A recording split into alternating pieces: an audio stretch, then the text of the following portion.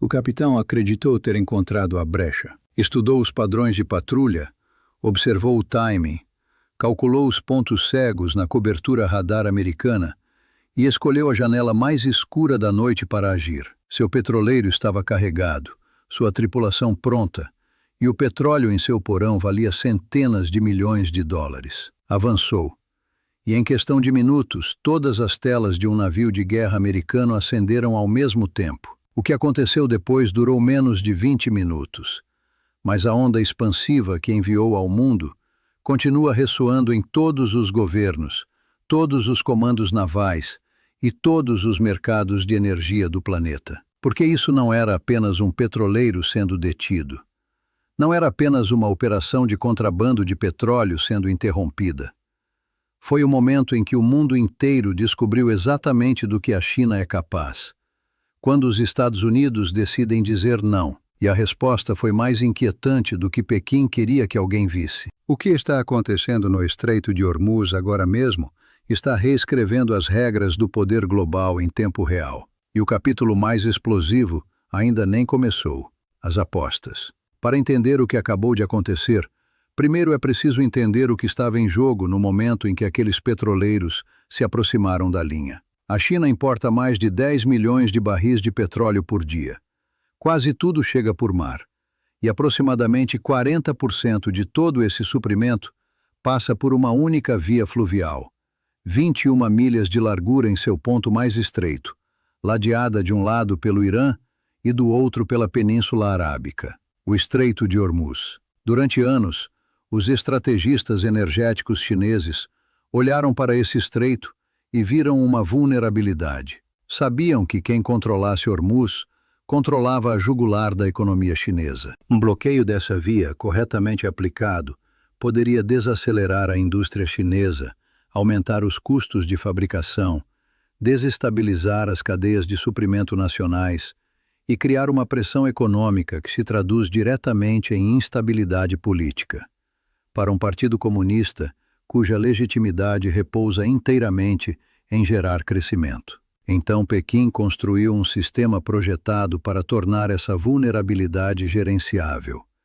Cultivou o Irã como seu parceiro energético mais crítico, comprando petróleo bruto iraniano a preços muito reduzidos, frequentemente bem abaixo do valor de mercado, injetando bilhões de dólares na economia de Teherã, enquanto enchia refinarias chinesas com petróleo barato, que dava aos fabricantes chineses uma vantagem de custo sobre todos os concorrentes do planeta. Também montou o que ficou conhecido como a Frota Fantasma. Centenas de petroleiros operando sob identidades falsificadas, bandeiras intercambiáveis e transponders desativados, movendo petróleo iraniano autorizado por canais paralelos que passavam bem abaixo da superfície da vigilância americana. E funcionou. Durante anos funcionou. Quase 90% das exportações de petróleo iraniano fluía para a China através dessa arquitetura. Teherã se manteve solvente, Pequim continuou abastecida, e a Frota Fantasma seguiu avançando pelo Estreito de Hormuz como uma rede fantasma que ambas as partes achavam conveniente fingir que não existia. Então chegou 13 de abril de 2026, e tudo mudou em uma única manhã. A operação. A operação que começou naquele dia não foi improvisada, não foi reativa. Foi o resultado de anos de planejamento, posicionamento e paciência estratégica, em direção à qual os Estados Unidos vinham construindo com deliberação silenciosa. 3 grupos de ataque de porta-aviões ancoram agora a presença americana na região. O USS Abraham Lincoln, operando em plena prontidão de combate dentro do Teatro do Golfo. O USS Gerald R. Ford, posicionado no Mediterrâneo, a poucas horas de desdobramento de resposta rápida. E o USS George H.W. Bush, se aproximando do teatro, cuja chegada iminente significaria que os Estados Unidos teriam 3 grupos completos de ataque de porta-aviões, concentrados simultaneamente em torno de uma única via fluvial estratégica, pela primeira vez na era moderna. O número de pessoas por trás dessa força é quase incompreensível. Mais de 15 navios de guerra na superfície, submarinos operando nas profundezas, F-35C e F-A-18 Super Hornet, mantendo patrulhas aéreas de combate contínuas sobre o estreito e seus acessos. Aviões de patrulha marítima P-8 Poseidon, varrendo cada quilômetro quadrado de água superficial em tempo real e enviando esses dados diretamente aos centros de comando americanos. Drones de vigilância MQ-4C Triton, operando em altitudes extremas, seus sensores capazes de detectar assinaturas térmicas de embarcações individuais em plena noite. Mais de 50 mil militares americanos integrados num único sistema nervioso militar sem interrupções, por cima, por dentro e sob a água. Isso não é um bloqueio no sentido tradicional. Não há corrente estendida sobre a água, nenhuma barreira visível. Em vez disso, algo mais sofisticado e asfixiante. Uma arquitetura de vigilância e dissuasão tão total e esmagadora que tentar atravessá-la sem convite se tornou o equivalente militar a entrar numa sala cheia de holofotes e acreditar que você é invisível. 32 anos de serviço ensinaram a reconhecer quando uma posição de força é real e quando é teatro. Isso é real. O teste.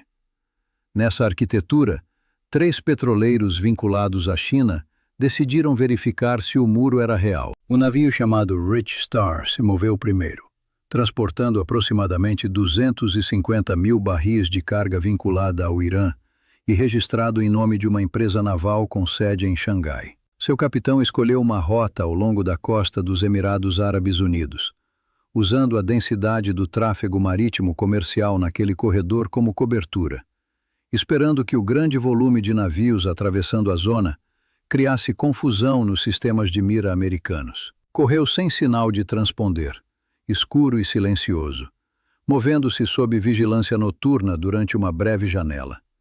A tática pareceu funcionar. O Rich Star conseguiu chegar aos acessos exteriores do Golfo de Omã. O capitão pode ter acreditado naqueles minutos que havia encontrado a brecha, que havia passado pelo buraco da agulha, que o petróleo em seu porão chegaria à China. Não havia nenhuma brecha. Havia caído numa armadilha. O USS Brain, um contra-torpedeiro de mísseis guiados classe Arleigh Burke, e um dos combatentes de superfície mais capazes já construídos, havia estado seguindo o Rich Star o tempo todo. Seus sistemas de radar nunca haviam perdido o navio. Sua tripulação havia estado monitorando cada ajuste de rumo, cada mudança de velocidade, cada manobra que o petroleiro havia realizado desde que saiu de águas iranianas. O aviso que chegou pelas frequências de rádio militares foi clínico, preciso e inequívoco. Não era uma recomendação. Não era uma sugestão diplomática. Era uma ordem de um navio de guerra com seus sistemas de armas ativos, entregue na linguagem que as marinhas usam quando querem ser levadas a sério. O Rich Star mudou de rumo em questão de minutos. Seu enorme volume girou nas águas escuras e recuou pelo caminho que veio, retirando-se em direção às costas iranianas. 2 petroleiros mais, incluindo um navio identificado como o Áustria e pelo menos outro barco vinculado à China, tentaram a mesma passagem em rápida sucessão. Timing diferente, ângulos de aproximação diferentes. Mesmo cálculo, mesmo resultado. 3 petroleiros, 3 meias voltas. Nem um único barril de petróleo iraniano chegando ao mar aberto. O Estreito de Hormuz havia se tornado um beco sem saída. A declaração e a realidade. O ministro da Defesa chinês, almirante Dong Jun, subiu a um púlpito e pronunciou palavras projetadas para projetar poder em todo o mundo. A China tinha acordos com o Irã, disse. Os navios chineses tinham todo o direito de cruzar o estreito. Os Estados Unidos não deveriam interferir nos assuntos chineses. Sua linguagem era autoritária. Seu tom era o de uma nação que se considera competidora no nível do exército mais poderoso do planeta. E então, todos os navios deram meia volta de qualquer forma. Essa lacuna, a distância entre a declaração e a realidade, Entre as palavras emitidas de um púlpito em Pequim e os petroleiros recuando em direção a portos iranianos, é a revelação estratégica mais importante que emergiu desta crise. Porque não foi um fracasso privado. Não foi algo que pudesse ser gerenciado por controle de narrativa na mídia estatal ou por reorientação diplomática. Aconteceu em mar aberto, rastreado por satélite, gravado por sistemas de vigilância militar e visível para todos os serviços de inteligência e comandos navais na terra. O mundo viu a China dizer que defenderia seus navios. O mundo viu os navios chineses retornando sem um único navio de guerra chinês no horizonte para protegê-los. E agora todos os governos estão fazendo a mesma pergunta. O que significa exatamente o poder chinês fora da própria geografia imediata da China? A dura realidade. Aqui está a brutal realidade que os estrategistas chineses estão enfrentando em seus mapas agora mesmo. A China tem uma base militar em Djibouti, na costa da África Oriental. É a única instalação militar chinesa no exterior em todo o mundo. Abriga um contingente limitado de fragatas e navios de apoio logístico. Foi projetada para engajamentos em tempo de paz, missões antipirataria e o tipo de presença marítima de baixa intensidade que expande relações diplomáticas sem ameaçar ninguém. Não foi projetada para se confrontar com 3 grupos de ataque de porta-aviões americanos num ambiente de alta intensidade a 10.000 quilômetros do território continental chinês. A matemática de projetar poder naval a essa distância contra essa concentração de capacidade americana não é um cálculo muito preciso. Não se trata de se os ativos navais chineses são modernos, bem mantidos ou tripulados por pessoal treinado. Trata-se de proporções de força, cadeias logísticas, cobertura aérea e da pura física de manter operações de combate à distância extrema contra um oponente que leva 50 anos fazendo exatamente isso. Um navio de guerra chinês que impõe a linha de bloqueio americana em Hormuz não seria um confronto. Seria uma catástrofe. Seria o momento mais perigoso entre 2 potências nucleares desde 1962, quando navios soviéticos se aproximaram da linha de bloqueio da Marinha Americana em torno de Cuba, e o mundo esperava para saber se a crise dos mísseis de Cuba se tornaria uma troca nuclear. Os analistas militares que usam essa comparação não estão sendo dramáticos, estão sendo precisos. Porque a lógica é idêntica. 2 potências nucleares, uma linha de bloqueio, uma decisão sobre se a impor, e consequências que nenhuma das partes pode controlar ou conter completamente se a resposta for sim. Pequim entende isso. Por isso o almirante Dong Jun emite declarações de púlpitos e os navios de guerra chineses permanecem exatamente onde estão. As contramedidas da China. Então a China calcula, absorve e espera. E enquanto espera, tenta garantir que outros sofram danos junto com ela. Pequim suspendeu todas as exportações de gasolina e diesel imediatamente após o início do bloqueio, pressionando o Japão e a Coreia do Sul, 2 aliados americanos que dependem fortemente das exportações chinesas de combustíveis refinados, criando pressão econômica sobre rivais regionais, enquanto gerenciava suas próprias perdas. Começou a comprar GNL americano em volumes acelerados, reabrindo canais de importação que haviam sido fechados durante a guerra comercial, tentando criar um fio de interdependência econômica que pudesse comprar influência diplomática, mesmo quando o confronto militar se intensifica. Está se posicionando como o fornecedor indispensável de combustível para as nações do Sudeste Asiático, que correm para substituir cadeias de suprimento interrompidas pela crise de Hormuz, ampliando a influência regional a partir de uma posição de sofrimento compartilhado. A China está sofrendo, mas está projetando a situação para que seus rivais sofram mais. E mantém suas reservas estratégicas de petróleo, aproximadamente 130 dias de consumo no ritmo atual, como o relógio contra o qual todos os outros cálculos correm. 130 dias. Essa é a pista de pouso da China. Essa é a janela dentro da qual uma resolução diplomática precisa surgir. Ou o cálculo de Pequim passará da paciência para o desespero. E desespero numa grande potência armada com armas nucleares e uma crise de legitimidade se formando em casa é o cálculo mais perigoso em geopolítica. O colapso do Irã. Enquanto Pequim espera e calcula, os danos que se acumulam dentro do Irã estão se aproximando do ponto de não retorno. Considere a ilha de Karg, hoje versus 6 semanas atrás.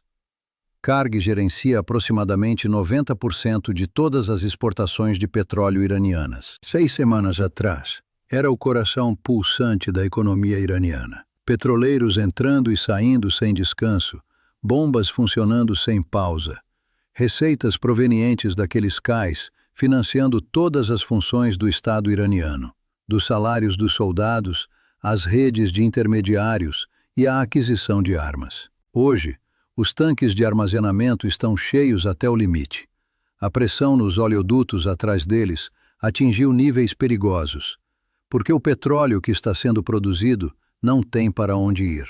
Os petroleiros que antes faziam fila fora do porto estão ausentes. Os cais estão em silêncio. As gruas que carregaram milhões de barris em superpetroleiros chineses estão imóveis. Chavar, a porta alternativa cuidadosamente construída da China, que evitava completamente o estreito principal, fechada. Bandar Abbas, o centro do comércio marítimo iraniano, fechado. Bandar e Jomeini e Azaluyeh, os santuários ocultos da frota fantasma na ilha de Larak, tudo fechado. $1 bilhão. São as receitas mensais que o Irã está perdendo enquanto esse bloqueio se mantém. $1 bilhão não pagando os subsídios de combustível que mantém a paz interna, não pagando as operações do IRGC, que projetam o poder iraniano através de redes proxy em toda a região, não pagando pela influência diplomática que dá a Teherã um assento em mesas às quais de outra forma não seria convidada. E o relógio por trás dessa cifra não é apenas econômico, é geológico. Os poços de petróleo não podem simplesmente ser desligados e reiniciados sem danos.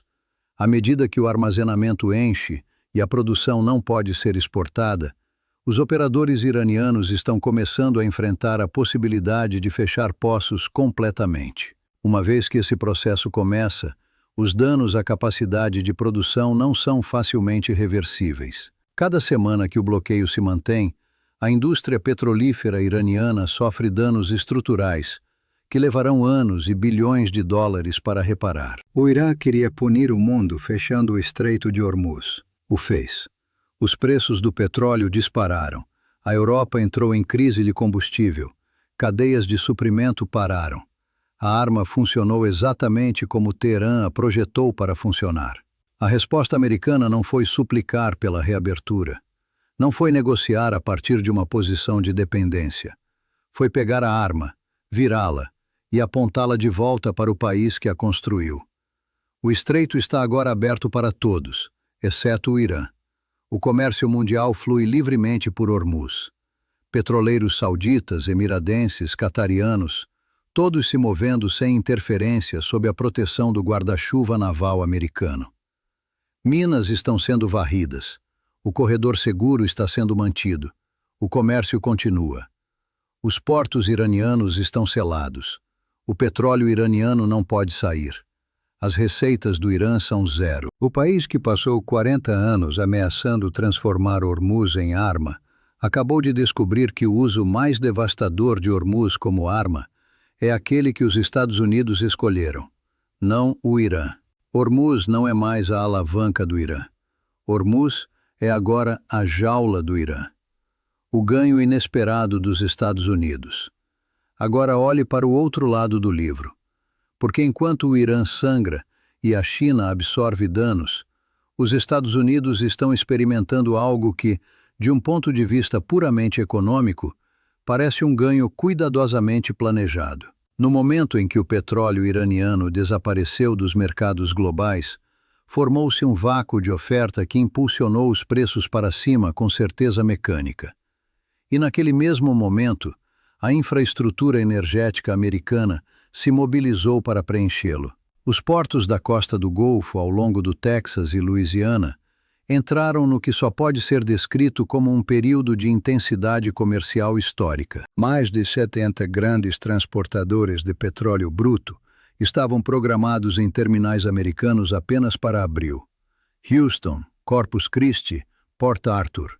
Todas as instalações com capacidade disponível estavam reservadas e trabalhando 24 horas. Washington executou simultaneamente 2 objetivos com um único desdobramento naval: cortar o acesso energético de seu rival estratégico mais importante e capturar a fatia de mercado deixada pelo suprimento que a China não consegue mais alcançar. O retorno financeiro desse investimento naval é extraordinário. As exportações americanas de petróleo estão mantendo volumes recordes a preços recordes, precisamente porque a operação militar que tornou esses preços possíveis é paga pelo contribuinte americano, não pela indústria petrolífera americana. Os lucros fluem, o custo é socializado, o benefício estratégico é total. Isso não é coincidência, é arquitetura. O cálculo frio da Rússia. E então a Rússia. Quando o bloqueio começou, a expectativa lógica era que Moscou apoiasse Teherã. Rússia e Irã compartilham um alinhamento estratégico contra a pressão ocidental. A Rússia se posicionou como o parceiro confiável dos governos na mira de Washington. Moscou tem armas, cobertura diplomática e um veto permanente no Conselho de Segurança da ONU, que lhe dá a capacidade de complicar as operações americanas de forma significativa. O Kremlin emitiu declarações condenando o bloqueio, expressou profunda preocupação, pediu respeito ao direito internacional e à liberdade de navegação, emitiu mensagens de solidariedade com o Irã em todos os fóruns multilaterais disponíveis e nunca enviou um único navio de guerra para perto de Hormuz. Porque o bloqueio não foi um problema para Moscou, foi um presente. O choque de oferta gerado pelo bloqueio impulsionou os preços globais do petróleo exatamente quando a economia russa estava sendo esmagada pelos custos da guerra na Ucrânia. O petróleo russo, fluindo por rotas do norte completamente imunes à interdição americana em Hormuz, tornou-se dramaticamente mais valioso quase da noite para o dia. As receitas petrolíferas russas dobraram num único mês. O Kremlin garantiu aproximadamente 19 bilhões de dólares em receitas adicionais diretamente atribuíveis ao caos no Golfo Pérsico. E, simultaneamente, a China, desesperada por alternativas de suprimento a qualquer preço, girou para o norte. Pequim começou a comprar petróleo bruto russo em volumes acelerados, sob condições cada vez mais favoráveis a Moscou. Porque a influência de Pequim nessa negociação era zero. A China precisava do petróleo. A Rússia tinha o petróleo. A Rússia fixou o preço. Putin construiu a manobra geopolítica mais elegante de toda a crise, sem tomar uma única ação visível. Permitiu que seu suposto aliado se afogasse, colheu os benefícios da maré crescente e prendeu a segunda maior economia do mundo numa dependência energética com a Rússia, que moldará a dinâmica de poder euroasiática por uma geração. As declarações de solidariedade diplomática eram reais. O cálculo estratégico por trás delas foi implacável. Moscou entendeu com perfeita clareza que, nesta crise, cada barril de petróleo iraniano que não chegava à China era um barril que a China teria que comprar da Rússia a um preço mais alto. Não há amizades permanentes em geopolítica. Só há interesses permanentes. E Vladimir Putin acaba de demonstrar esse princípio com uma precisão que mereceria admiração, se não fosse tão devastador para o aliado que o recebe. 3 futuros. O primeiro é a diplomacia.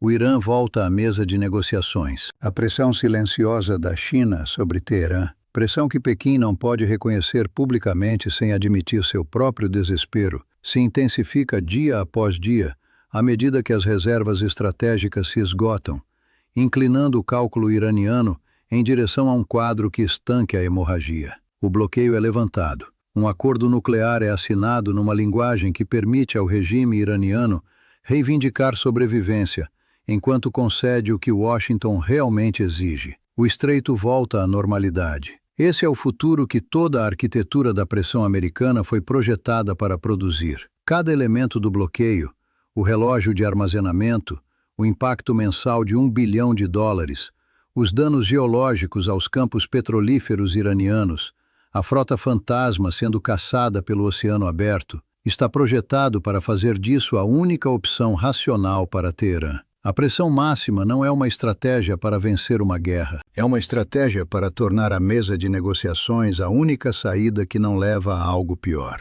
O segundo é a escalada. O Irã ativa simultaneamente suas redes proxy restantes. Os Houthis reabrem ataques contra a navegação no Mar Vermelho, ameaçando Bab el-Mandeb, o segundo ponto crítico de estrangulamento marítimo, simultaneamente com Hormuz. Um comboio chinês testa o bloqueio com escolta quase militar e cria um confronto que nem Pequim nem Washington planejaram ou conseguem controlar completamente. As operações israelenses são retomadas sob a cobertura da crise. O conflito se expande além de todos os limites que qualquer parte pretendia originalmente. Os preços do petróleo ultrapassam níveis que desencadeiam uma verdadeira recessão global. Esse é o futuro que ninguém projetou, mas que se torna mais provável a cada dia que a janela diplomática permanece fechada. O terceiro é o impasse prolongado. O bloqueio se mantém, mas não força o Irã à mesa dentro do cronograma de Washington. A sustentabilidade logística americana, pressionada à medida de desdobramento sustentado em 3 porta-aviões, esgotam ciclos de manutenção e rotações de pessoal, começa a mostrar desgaste. O apoio aliado permanece mínimo, deixando Washington dirigindo a operação naval mais consequente do século, em grande parte sozinha.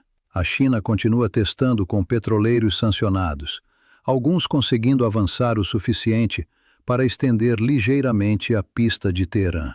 A crise se torna uma condição permanente, em vez de uma crise com um fim. Esse futuro prejudica todas as partes, mas prejudica menos algumas do que outras. E a parte que menos prejudica é aquela cujos navios não estão em Hormuz, cujo petróleo flui a preços recordes e cujo concorrente estratégico está sendo sistematicamente enfraquecido sem custo direto para si mesma. A contagem regressiva. Em 1962, a crise dos mísseis de Cuba durou 13 dias e terminou porque alguém em Moscou observou uma linha de bloqueio naval, observou a realidade militar além dela e fez o único cálculo racional disponível.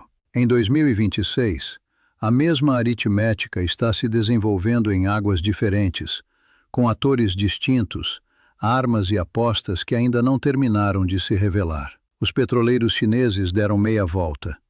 O ministro da Defesa chinês pronunciou discursos que não conseguiram proteger um único navio. Pequim calcula e não assume riscos.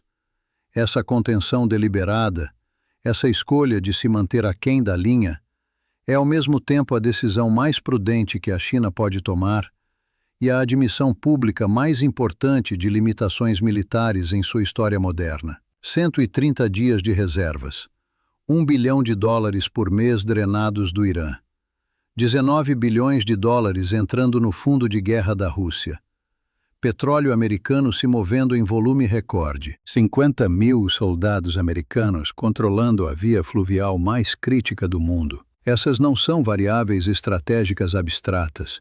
São uma contagem regressiva. E quando ela terminar, as decisões tomadas em Pequim, Teherã e Washington determinarão se esta crise produz um novo quadro para a ordem global, ou algo do qual o mundo não conseguirá mais recuar. O estreito está aberto, a jaula está fechada, o relógio está correndo. E em algum lugar no Oceano Índico esta noite, outro petroleiro fantasma está calculando se este é o momento de agir. Ainda não aprendeu o que os outros já sabem.